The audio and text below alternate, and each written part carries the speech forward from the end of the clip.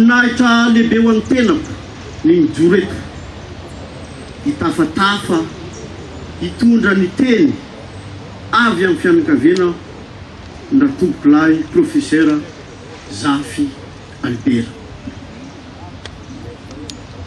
Faly ny zanaka Ankarabena Milbe, faly ny zanaka ny faritra avaratra ny Nosy, ravo ny zanaky ny lafivaly ny Nosy rehetra. Voninahitra lehibe ho an'ny fianakaviana ny androany anokanana ity fahatsiarovana lehibe ho an'ny ray aman-dreninay, ray aman-drenintsika tompoko lahy professeur Zafy Albert. Professeur Zafy Albert volamena na tsy mpiampotaka ny asiny amiramiratra mandrakariva manomboky ny any. Ny teny avy aty aminay fianakaviana dia teny tsotra, teny mpisaorana, teny fonkasitrara. Misaotra an'Andriamatoa filoham-pirenena no nahatsapa ary nanapaka fa tokony atao izao lanonana izay atrehantsika izao. Misaotra anazy fa ametraka tantara velona ho an'ny firenena, tantara ilovainy Zafy avy afara, taranaka avy afara, olom-pirenena ho avy. Misaotra koa ho an'ny Andriamatoa Penitanana eto Antananarivo sy ny mpanolotsaina ao amin'ny commune zay miara-miasa aminy nanaiky ary ny safidy fa eto amin'ny kianjan'ny demokrasia no anaovantsika an'izany lanonana ametrahantsika fahatsiarovana, ametrahantsika tantara velona ho an'ity firenena mamitsika ity. Tantara velona satria samiaby mandray amin'izay fandrify anazy fa ity kianjan'ny demokrasia ity dia kianja mana-tantarana amin'ity firenenantsika ity. Samia ozy ao mangala amin'izay fandrify anazy. Professeur Zafy Albert reny tantely maty nametraka ny mamy, maty nametraka fampianarana, ny fankatiava, ny raisahina atsika malagasy. Izy zay niraitsika tamin'ira fanevana azy teo iny, nahavaiza izy nataony tamin'iny madaredy zay nataony teto, mijereny daholo ny toerana reny, mifankatiava zay mba afatra avelanay fianakaviana, mifankatiava atsika jiaby. Amaranako ny lahateny dia voninahitra lehibe ho zakeo ho an'ny fianakaviana izao vaninandro atretsika izao anio izao, koa misaotra an'izay tompona andraikitra tsy ankanavaka rehetra izay namolavola sy namasaka izao lanonana izao. Mankasitraka tompoko vavy, mankatelo tompoko lahy. Mijoreta lonareo ny tenako androany araky ny ary fenitra sy fandaharana no faritan'ireo nitotona masaka an'ity lanonana ity mba ho soltenan'ireo niarady sy mpiara-miasa tamin'ny professeur Zafy Albert. Ho ny voalohan-teniko dia fiarantsiny raha mijoreta satria mbola misy zokiny no hoa ao amin'ny vondrona misy anay io. Ka satria nomena andraikitra tenako isoltenany maro dia solanga eo anatinareo na izany aza nefa oka izay mety rehetra voalaza eto ho anay rehetra fa izay tsy mety kosa aoka ho asa amrehetra. Tompoko lahy sy tompoko vavy, ny fotoanandroany moa araky nefa voalaza teo dia fitokanana ny tsangam-bato ho fahatserovana ny profesora Zafy Albert izay eken'ny maro fato ary voasoratra atsy zany rainy demokrasia sy ny fampiavana-pirenena eto Madagasikara. Ka amin'ny anaran'ireo sokajon'olona maro sy loko-tenareo na ny miatika eto na ny tsy eto, na ny eto Antananarivo na ny any amin'ny faritra na ny any ivelany, dia manolotra fisaorana feno mitafotafo era-po era-tsaina ho an'Andriamatoa filohan'ny Repoblika izahay, satria na inona ny mety holazaina avy taminy no nahatanteraka an'izao fitohanana izao. Faniriana sy fikasana ary fangatahana ny anay fa azy ny fanapahana ary tsy natosika votanana izahay fa tanteraka ity lanonana ity androany. Mino aho fa mitovy hevitra tanteraka amiko amin'izany ny vatina velan'ny profesora Zafy Albert dia i maman madame Thérèse Zafy izay miaraka amintsika eto androany.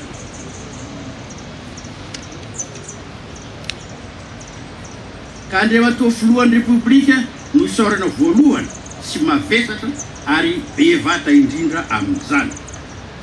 Tsy hainay koa nefa tsy isaorana an'Andriamatoa be ny tanàna sy ny filakem-pitantana ny tanàna Antananarivo renivohitra izay nanao izay rehetra nanamorana ny fanatanterahana ny fametrahana an'ity tsangam-bato izay tokanantsika androany ity eto amin'ity toerana manan-daza eo amin'ny tantaran'ny firenena ity ary toerana anisany niakarin'ny profeseur Zafy Albert sehatra mazana tokoa. Profeseur Zafy Albert rainy demokrasia sy ny fampiavana-pirenena. Demokrasia sy fampiavana-pirenena tanjona ireo lalatsarotra ny makany amin'ireo, tsy vita moramora ireo ary mila fanetretena lehibe ireo. Hanika tsy indraindray efa somary ho kivy ny tena nefa raha mandinika izahay mahita ny zava-misy izahay dia misy ihany tsirim-panantenana. Voalohany efa voasoratra ao anatin'ny lalam-panorenatsika ny fampiavana-pirenena. Faharoa, raha mieritreritra fotsiny ny nahatanteraka n'ity lanonana androany ity dia misy zavatra miova izany. Fa raha volana nataona vitsivitsy dia tsy azo ho nieritreretina mihitsy ny hahatanteraka an'ity lanonana ity. Fahatelo, raha mijery iza daholo moa isika rehetra reo, taiza daholo ny lalana ny laovantsika rehetra ireo, dia misy mitsirim-panantenana. Izany hoe miroso miadana ihany isika, na dia tena miadana aza, miroso miadana ihany isika makany amin'ny fampiavana-pirenena. Miroso miadana makany amin'ny fampiavana-pirenena. Noho izany isaorantsika ny profeseur Zafy Albert. Misaotranao izahay profeseur Zafy Albert fa miroso miadana ny fampiavana-pirenena.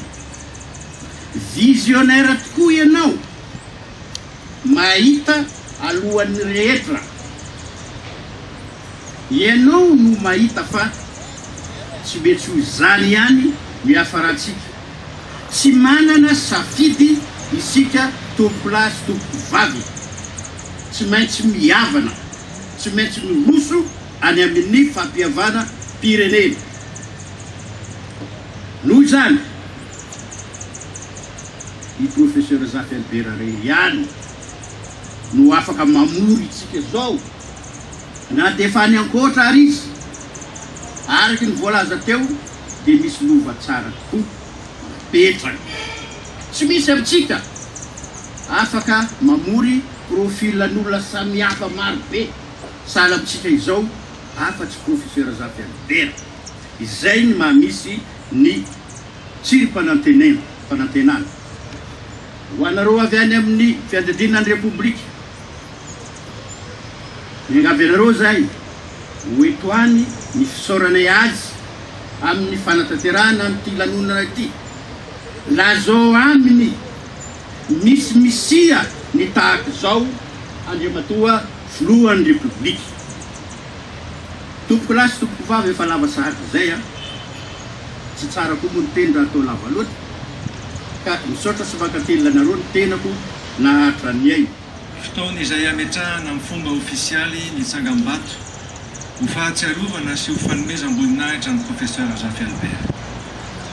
Andro lehibe ny andro androany, andro iray ho tsaroan'ny zanaka sy ny taranaka, andro iray hipetraka eto amin'ny tantarana Antananarivo. Eto ny tenako dia mitondra ny teny fialantsiny avy amin'ny filohan'ny repoblika Andriamatoa Andry Rajoelina izay naniry mafy ny anatrika izao fotoana izao. Saingy noho ny adity sy andraikitra maro sahaniny amin'ny mahafilohan'ny repoblika azy dia tsy eto toerana izy ankehitriny. Nankeny tamiko ny fanatanterahana izao fotoana izao. Raisiko adity sy voninahitra lehibe ho aby ny tanàna Antananarivo ny manatrika izao fotoana izao. Voninahitra lehibe satria eto amin'ny zaridaina n'Ambohijatovo ny toerana izany Tsangambato izany izay fono Antananarivo ary toerana iray anisan'ny manan-tantara. Ity toerana ity dia fantatra ihany koa kianjan'ny demokrasia ary professeur Zafy Albert dia anisan'ny olona olomanga fitaratra voalohany amin'izany demokrasia izany. Nahatsapy izany ny filan-kevitra munisipaly ka nandany avy hatrany ny famondrana ny Tsangambato isaoran'izy roa. Raha faly ny mponina any Afrika Atsimo manana Mandela dia afaka mifaly koa itsika sy mirehareha manana ny professeur Zafy Albert.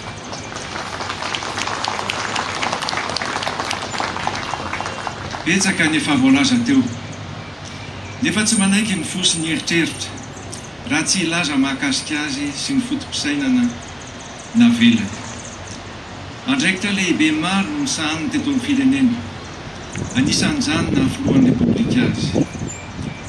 Fa ny tena nisongadina ary tiako ahasongadina dia nanaja ny soatoavina malagasy professeur Zafy Albert ary niezaka hatrany nanandratra ny fihavana, ny firaisan-kina ary ny fampihavana-pirenena.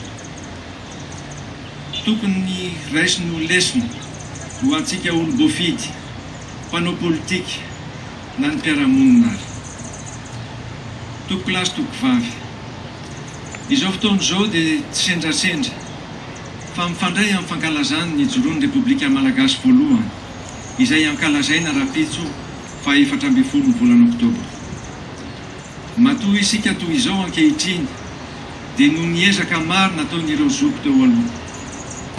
Ary ny tanàna sy ny firenena mandroso dia samy manana ny tantarany ary miaro sy mizara izany ho an'ny taranaka faramandimy. Ho an'ny tanàna Antananarivo manokana dia noraisiko velorano ny fiarovana ny tantarany sy ny famerenana ny asina Antananarivo izay kapitaly malagasy. Nandritra amin'ny fotoana naharitra ity zaridaina n'Ambohijatovo ity dia tsy voakarakara ka tsy nanana ny asina intsony. Ankehitriny kosa noraisina ho adidy ny fanamboarana sy ny fanatsarana ity toerana ity mba ho lasa mendrika madio, mazava ary ho anisan'ny toerana iray fitaratra eto Antananarivo. Izy anezaka izany dia mba hahafahantsika ihany koa manome haja sy voninahitra ity Tsangambato ity izay mitondra ny anarany Ray aman-dreniny professeur Zafy Albert. Tompoko lahy sy tompoko vavy eto am-pamaranana. Lasa namela mamy professeur Zafy Albert. Izy no tsy eto miaraka amintsika intsony fa ny soa vitany teto amin'ny firenena dia tsaroana ary mipetraka amintsika mandrakizay. Adiditsika ny manohy ny ezaka efa vitany, ny fitiavan-tanindrazana, ny fihavanana, ny firaisan-kina ary ny fampanotrona ny tanànantsika. Mankahery sy mirary soa manokana anao vadina velany sy ny fianakaviana iray manontolo ny tena, ary mamerina ny fisaorana antsika rehetra nanatrika, namana, mpiara-miasa, vahinona saina ary olom-pirenena izay tonga maro nanotrona sy nanome voninahitra izao fotoana izao.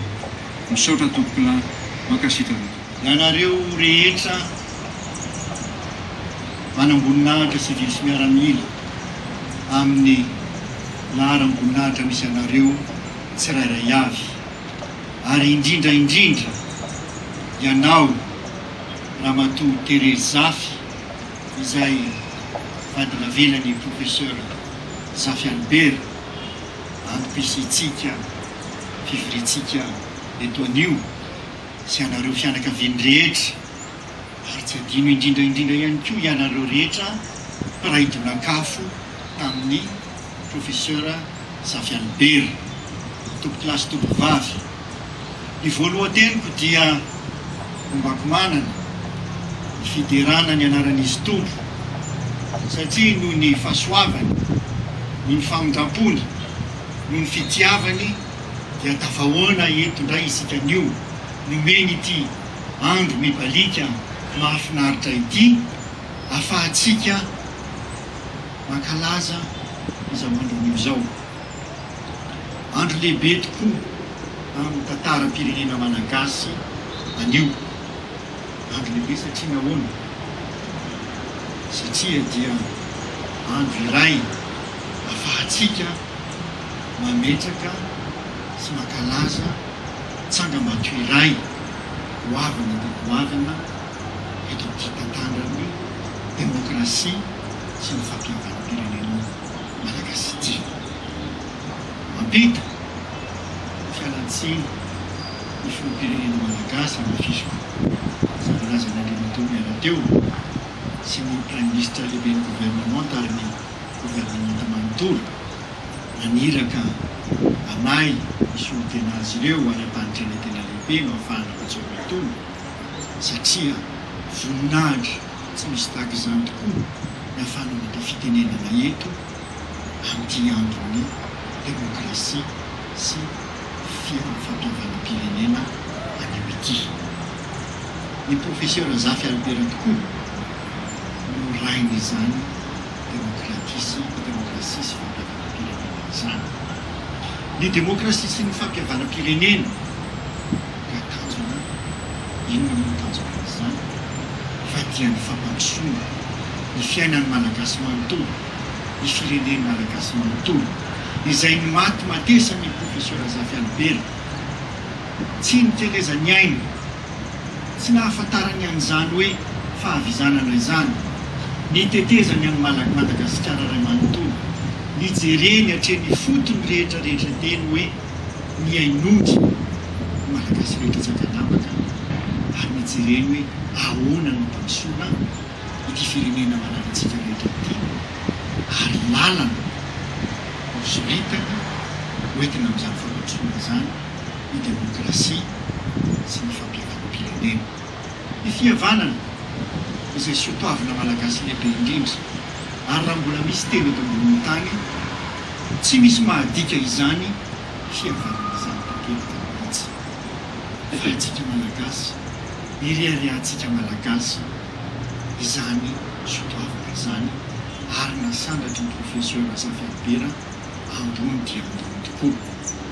Tsy andrara kilo mbiandoha zahay rehetra malagasy ry filoham-pirenena Zafy Albert, satria zava-dehibe loatra, zava-tsoa loatra no napetraka ao teto.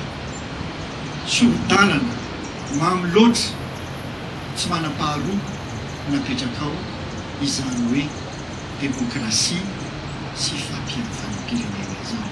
Iny tsy azo hitovirana izany hoy ianao teo izoky manolosisy marina loatra izany. Ary tantara velona hoy ireo miteny teo.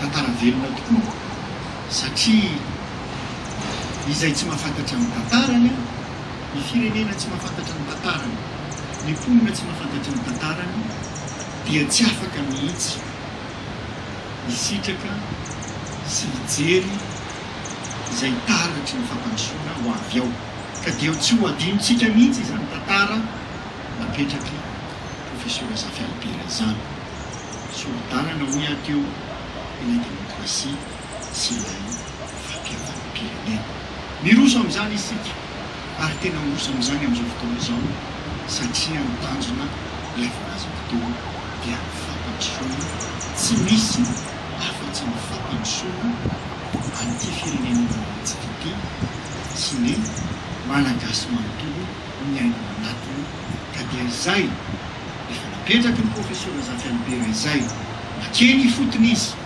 mijery ny fomba tokony ampandrosoana izany tohizantsika rehetra tiaoriana zany mifankaty isika mifampijery mifanohana mba hotojy tokoa izany fampandrosoana miainga avy any fotony izay ny mandrapahaizana izany sy indrindra ilay demokrasia sy ny fihavanana fampihavana pirenena izany tsy ho lava angamba ny teniko satria maro tokoa zay volaza an'ireo manam-pahefana rehetra ny laza teo ny momba izany professeur Zafy Albera izany sy ny lalan-tsaina sy ny fahaizana tsy manam-paharoa teo amin'ny lafiny rehetra mihitsy nananan'izany olo-manga pirenena malagasy izany fa dia reharehanay malagasy manontolo tokoa ianao professeur Zafy Albera afaka mirehareha zahay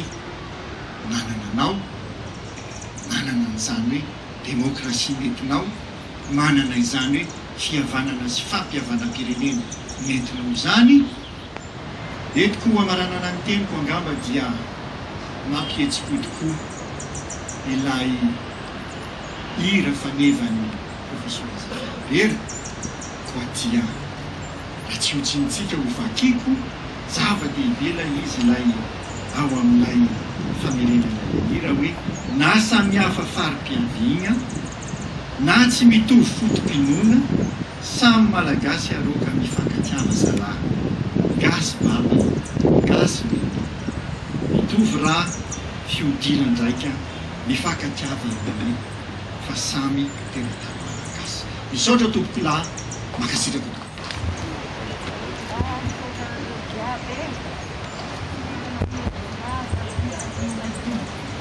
Andriamanitra nakarepi-tiavana ambalo fotonareo avy tsisy zavatra tena fa dia faroso ary misaotra nareo mifandavan-tena na fifotoana namonjy an'ity zany misaotra ny président république mikarakara ny olana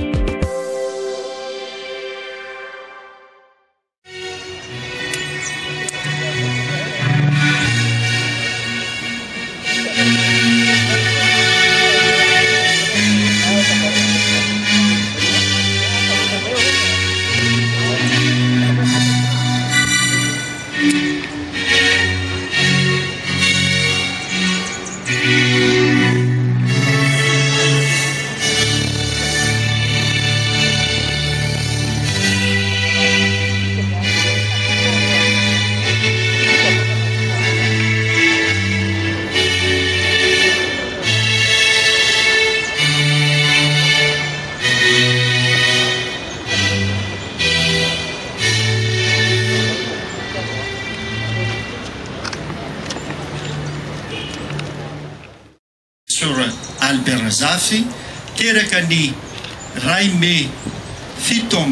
2,780 maty ny 13 oktobra 1712 filohan'ny repoblika 1,770 hatramin'ny 4,770 filohan'ny fahefana avy-panjakana 1,770